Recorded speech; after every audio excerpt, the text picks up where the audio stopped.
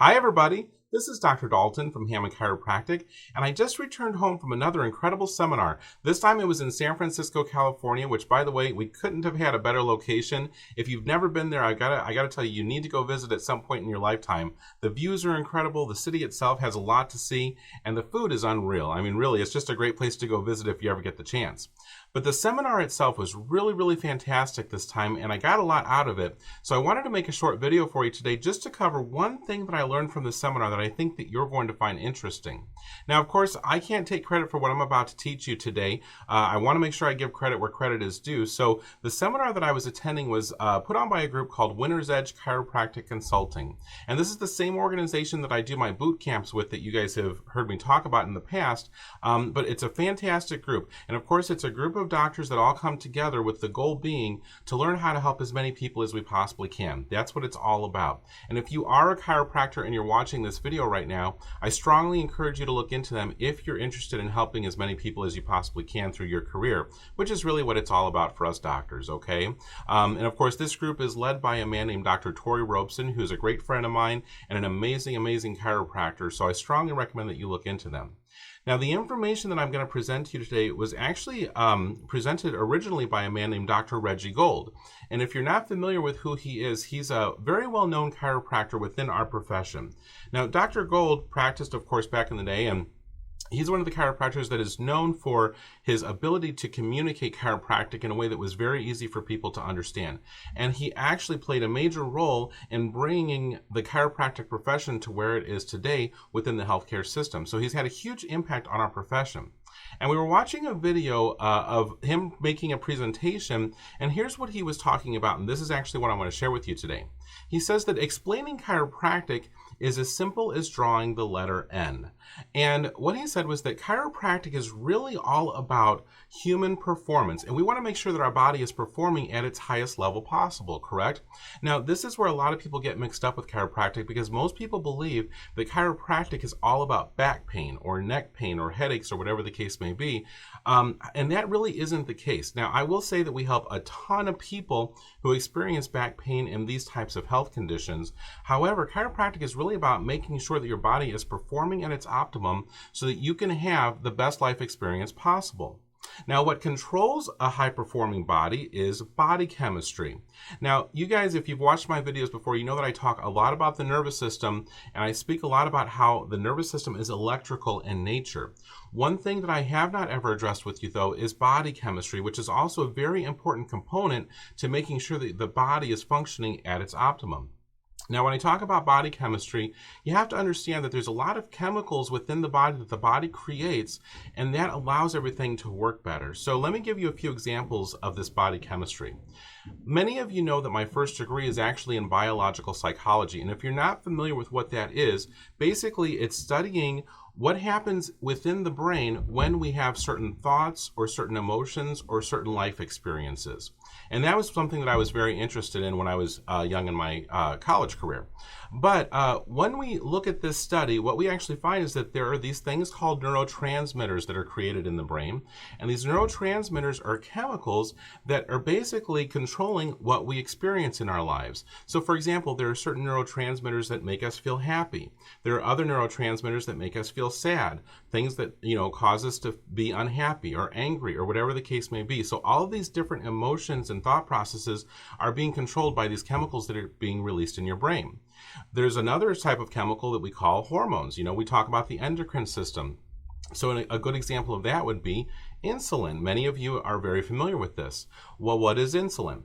Insulin is a chemical that's produced by the pancreas. It's sent into the bloodstream, and its job is to tell the cells within the body to take in sugar from the bloodstream. So if we don't have enough insulin being produced, or if there's something wrong with that process, then what happens is that the cells aren't able to take in the sugar, and it gets stuck in the bloodstream, and that creates a problem called diabetes, correct? Okay. Another good example of how chemicals are used within the body is with pain. Now, I was at CrossFit this morning and I was doing some lifting over my head. So by the time I left there, my shoulder was a little bit aggravated and I was feeling some pain in my shoulder. Well, why was I experiencing the pain? Here's what actually happened. When we exercise, especially if you're weight training, the way that that works is that you're tearing muscle tissue. And the whole point of this is that when you tear that muscle tissue, the body rebuilds it, and it rebuilds it stronger than it was previously. So when I was doing my workout, I tore some of the muscle tissue within my shoulder. Now, the damaged cells, they release a chemical, and that chemical is picked up by my nervous system, and it sends a message up to my brain that says, hey, something is wrong here, and now I experience pain. So pain is actually a chemical reaction that's happening within your body at the area where the tissues are not functioning properly. So these are all examples of how chemicals are used within the body in order to make the body function like it's supposed to. Now, these chemicals are being produced by glands.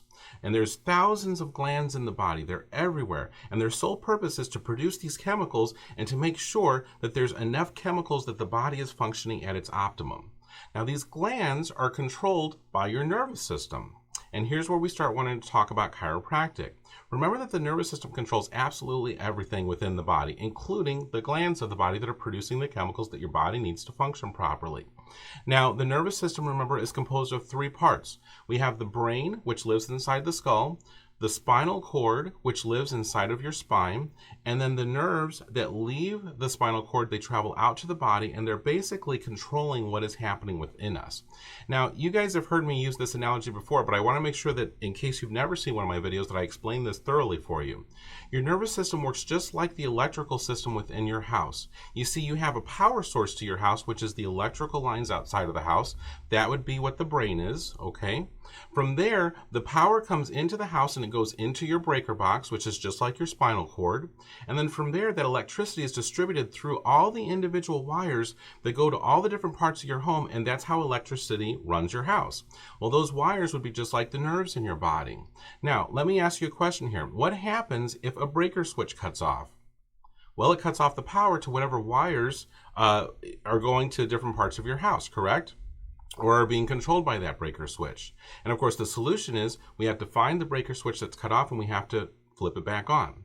Now, something similar can happen in your body. You see, because your nervous system, or your spinal cord in particular, is encased in the spine, these are basically individual bones that are stacked on top of each other that surround your spinal cord. And I want to take a closer look at this with you because there's something that can happen that's very important that you have to understand here.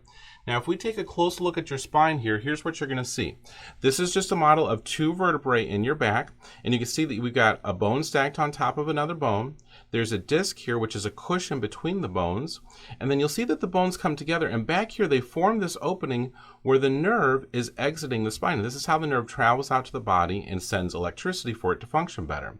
Well, something can happen that we call subluxation, and what that is when these vertebrae misalign. If they misalign, do you see how it's going to put pressure directly onto that nerve? Well, essentially, this is just like the breaker switch cutting off. When this vertebra misaligns and it puts pressure on that nerve, it cuts off the flow of electricity through that nerve, and whatever that nerve is going to within your body, it can't function at its best. So when these vertebrae misalign, we call that subluxation. And the end result of that is that it reduces what we call nerve flow, or like I was saying, it's that electricity that's traveling out to the body, which is making it work properly. When you reduce nerve flow, now you're going to reduce the functioning of the glands, which means that they're not able to produce the proper chemicals that your body needs to function, and that results in a lower performing body. Now, here's what's interesting about this. There is no solution to a subluxation except for a chiropractic adjustment. You cannot massage a misaligned vertebra away. You cannot stretch a misalignment away. It's not going to happen. Chiropractors are trained to find these subluxations and to correct them. And when we realign that vertebra and correct them with a chiropractic adjustment, now what happens is that we improve nerve flow again. We're basically turning the breaker switch back on. Power starts going through that nerve again to whatever it's going to within the body. Now, the glands are going to function better because there's improved nerve flow to them. The chemical production goes back to normal, and now we have a high-performing body once again, all right? So do you see how chiropractic really isn't about pain at all? Chiropractic is about making sure your body is performing at its absolute best so that you can get the most out of your life. Now, there's one more thing that I want to say about this here that I was thinking about when I was seeing this being presented at our seminar. And what I was thinking about was how interesting it is that there are very different perspectives within healthcare. You see, in chiropractic, we go to the source. We look at the nervous system and we check for subluxations, which are those vertebral misalignments. We want to make sure that the nervous system is functioning at its absolute best. And by doing so, the body functions at a higher level. When we look at medicine, however, medicine is strictly focused on the body chemistry, because when you take a medication, the whole goal of that is to alter body chemistry. Now, I don't have anything negative to say about any healthcare practitioner, because quite honestly, I believe that every single doctor gets up every morning with the intention of helping as many people as they can to the best of their abilities. However, I do think that we need to acknowledge that there is an issue, especially within America right now, with over-medicating people. This is something that even the medical profession has acknowledged and they're working on. You know, I see a lot of doctors these days who are hesitant to prescribe medications. They want to try other things first to try to get a person healthy before they make sure, before they want to recommend any type of a medication for a person. And I think that's very interesting, because you have to understand that when you introduce a chemical to the body, there are going to be side effects to that potentially, and there could be other problems that develop because of it. You cannot alter the body chemistry in an unnatural way and expect that there aren't going to be consequences to that at some point in your life. So it's just something to think about. You know, if more people utilize chiropractic care in the way that it was intended to be utilized, which is meaning that a person goes to the chiropractor on a regular basis just to make sure that the body is functioning at its best so that we prevent a lot of those problems from ever developing. But if more people did that, what you would see is that healthcare costs would actually go down, because people wouldn't need the medications as often as they do now. So it's just something to think about. I strongly encourage everybody to look into chiropractic, because even if you've never gone to a chiropractor before, there's a lot of health benefits to seeing the chiropractor regularly, and you want to make sure you take advantage of that. Working with the body naturally is always a better option than introducing chemicals into the body to try to alter what's happening within there at the moment in time. Okay? All right, you guys, that's all I have to say about this. I hope you found that as interesting as I found it, and I hope that you found it helpful, and I will talk to you on the next video.